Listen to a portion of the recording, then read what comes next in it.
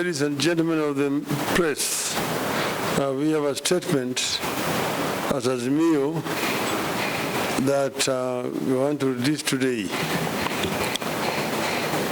This is with regard to the business of procurement of fuel. It is a grand scam. This is a statement on the Kenya oil deal. Dear Kenyans and friends of Kenya, you will recall that in April this year, Mr. William Ruto announced to the nation that his government had signed a government-to-government memorandum of understanding with Saudi Arabia and the United Arab Emirates for supply of oil to Kenya on favorable terms. Ruto told the country that some 4 men in his administration had put together something phenomenal in the country. His words were, and I quote, "They have managed to put together a program that has taken us away from looking for $500 million every month to buy our fuel needs, which was slowly snowballing into a crisis. Today, you can buy fuel in Kenya shillings, something many people never thought would be possible. In fact, in the next 1 month or so, we will see the exchange rate coming down in a very phenomenal way. In my estimation, in the next couple of months, the exchange rate will come below Kenya shillings 120, maybe 115, you never know," unquote. 5 facts are undeniable. 1, there was no G2G. Kenya government did not sign any contract with Saudi Arabia or the United Arab Emirates. Only the Ministry of Energy and Petroleum signed a deal with the state-owned petroleum companies in the Middle East. Why Ruto chose to characterize the deal as a G2G is the first red flag that points to mischief in this deal. I now know that the characterization of this deal as a G2G was meant to shield the 3 Kenyan companies from paying the 30% corporate tax. I will return to this matter later. 2, the shilling has continued to fall against the dollar. The cost of oil has not come down since the deal was signed. 4, the scarcity of the dollar has continued. 5, the landlocked countries that depend on us for oil are abandoning our pipeline because it has become too expensive. In other words, the deal has not addressed any of the problems Ruto said it would. When Ruto initiated this deal, the US dollar to the Kenya shilling exchange rate was 132. Today, 6 months later, it is Kenya shillings 159 to the dollar. The cost of fuel shot up significantly after the deal. Why have things moved from bad to worse since the deal was signed? Well, the deal was a scam for which we now demand full disclosure and full accountability. It is corrupt and rotten to the core.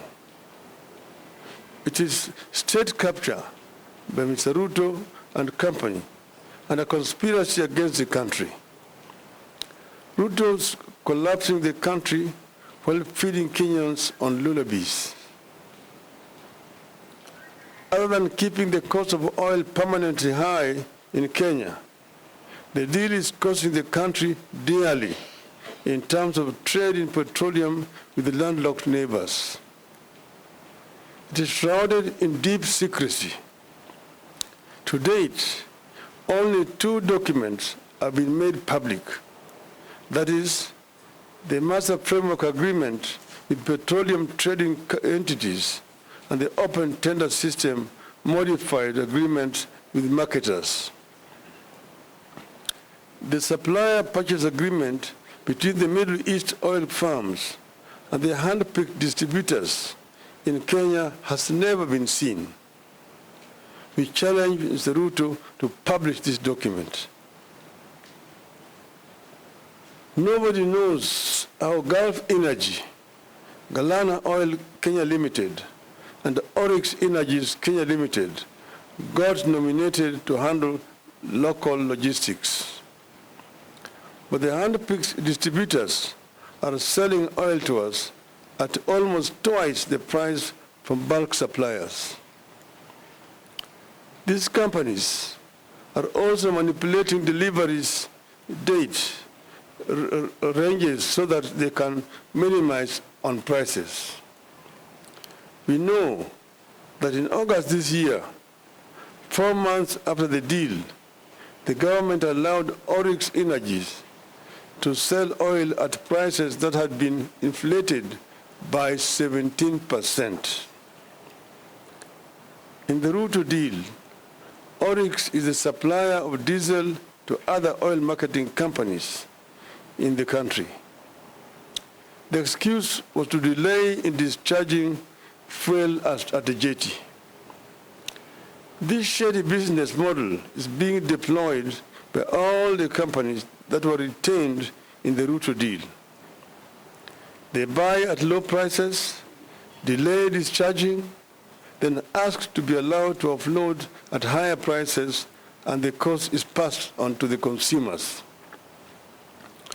In the case of Oryx, it had bought the diesel at an average Platts price of $97.88.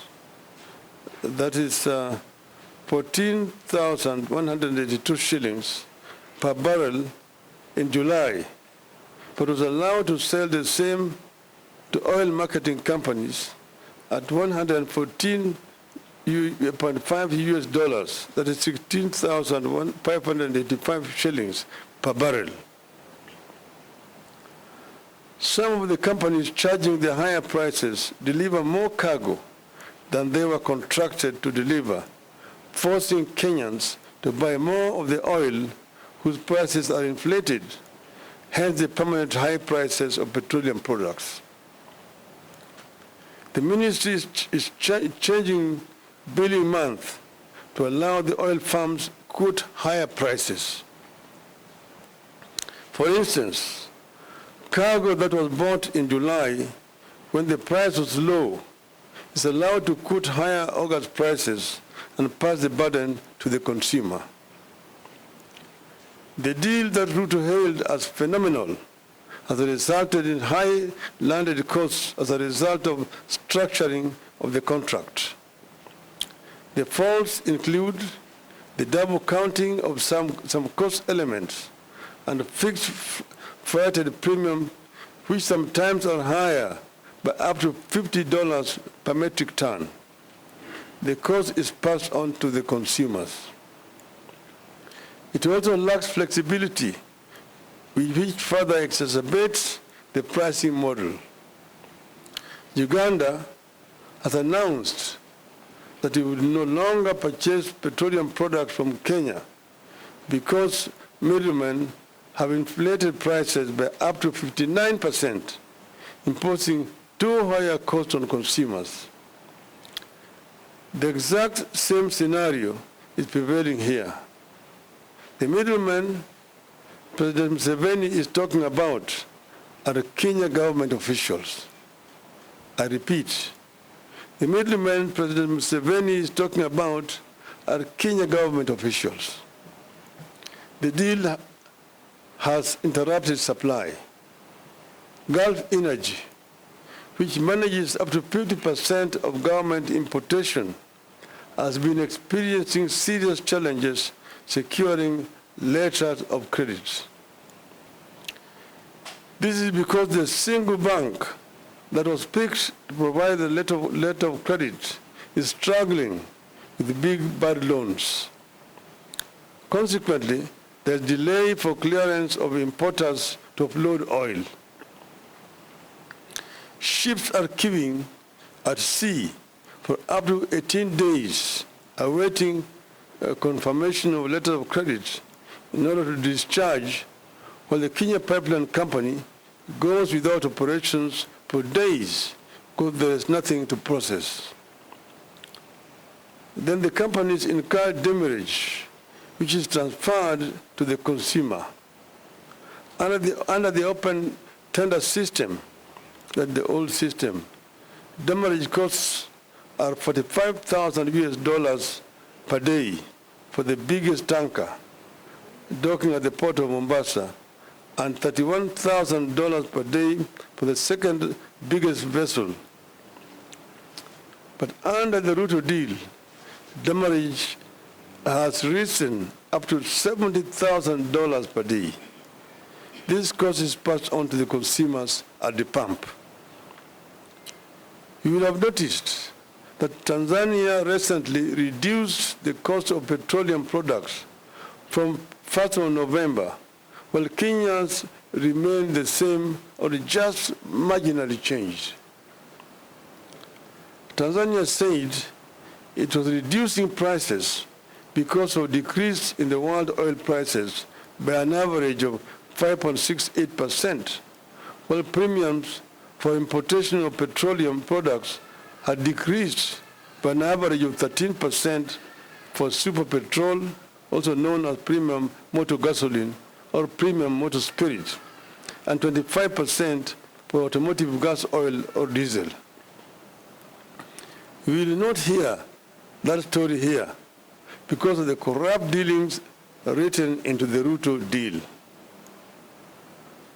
As ships accumulate extra charges on the high seas, the money sits in an escrow account in a local bank where it earns interest. It remains unclear who the beneficiaries of the accrued interest is. This deal has led to high cost of oil products sourced through the Northern Corridor transit route, that's Kenya route. The freight and premium rates for the May 2023 cargoes were higher in the Northern Corridor by 61% compared to the Central Corridor. Northern Corridor is the running Mombasa, Nairobi, Malaba, Kampala, and to DRC. The Central Corridor, the one that comes from Dar es Salaam all the way to Rwanda, Uganda, and DRC. That rise in freight and premium is reflected at the pump. That is why, that is what has pushed Uganda and other forward markets like South Sudan, Eastern DRC, Rwanda, and Burundi to consider importing goods through the Central Corridor or Tanzania route. Uganda is shifting to the Central Corridor, meaning that they are going to be using the port of Dar es Salaam or Tanga rather than Mombasa. The volume it ferries via Kenya Pipeline has dropped by 52% from 70%. So other than making petroleum products ever more costly, the deal is going to kill the Kenya Pipeline Company as soon as this year. You need to know that it is the Ugandan market that earns the Kenya Pipeline Company foreign exchange. The transit volumes account for 51% of Kenya Pipeline Company's revenue, which stands at an average of 2.6 billion shillings per month. When the company loses in the volume transported, it results in higher tariffs, which is transferred to the local consumer in terms of higher costs of petroleum products. A 10% reduction in the transit volumes would result in a 5% increase in tariffs, which is reflected at the pumps in terms of cost of fuel. The change of route by landlocked trading partners will force a number of Kenyan oil marketing companies and logistic firms to close shop. Of course, this leads to job losses, loss of foreign exchange, loss of revenue for the country as a result of KPC losing transit share.